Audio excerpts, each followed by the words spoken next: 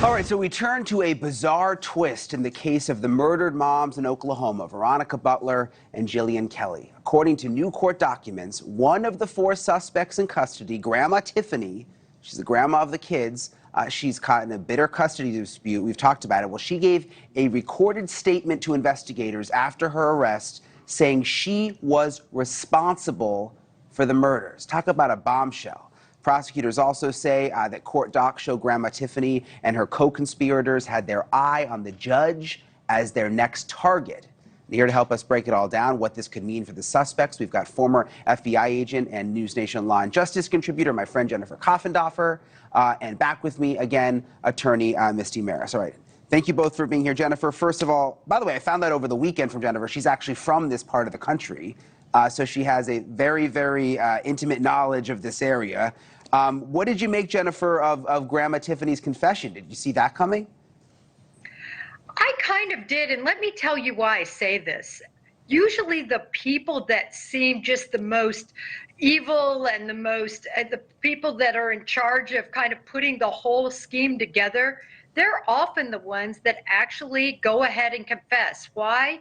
I think it's because they know this day is coming. Listen, she seems pretty dumb in how this was all planned out and all the clues that were left that led to her. But Brian, she knew she was going to get caught, and I think she knew that when she got caught, she was going to confess. I want to read you, Misty, the part of this this new court document where it basically talks about the confession. It says that she did provide a recorded statement to law enforcement indicating her responsibility for the death of the deceased. So indicating her responsibility for the death of the deceased. I had to read that like 3 times this weekend. I mean, should we read into that, Misty? Like, they didn't just say she confessed. Like, what does that mean? Yeah, well, it seems to say that she took responsibility. Now, without the details, we don't know exactly what she said in that confession. But there's a couple of things in the document that I think are worth pointing out. Number one, they said that she confessed in a recorded custodial interview. That means she was in custody at the time.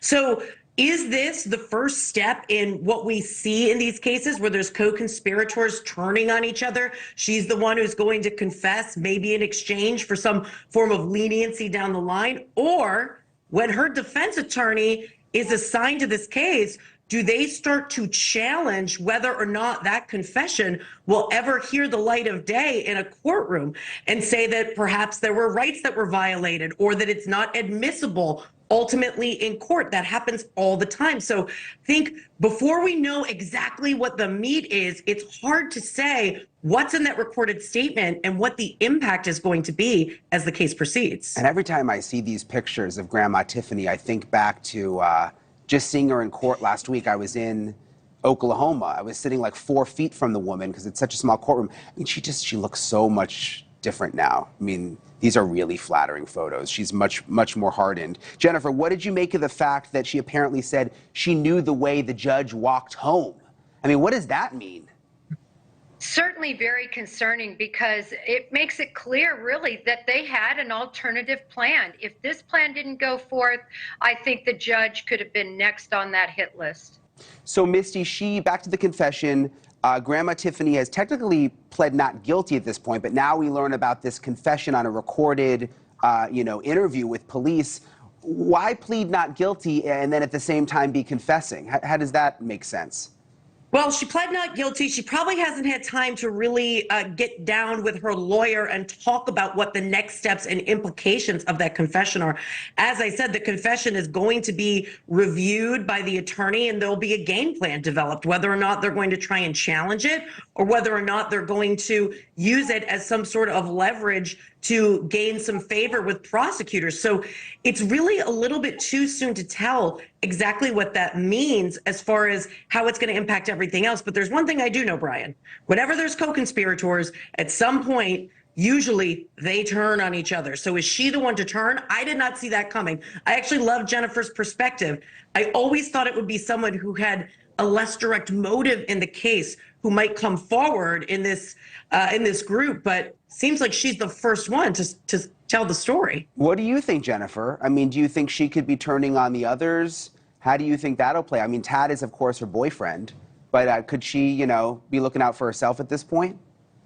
Well, what I think, Brian, is based on how well planned out this was, the cell phones and all of the deliberate planning and how they were able to plan this out. She planned this part also, this confession. And I agree with Misty, is for a reason. We're going to find it out. I like the idea of possibly trying to gain favor.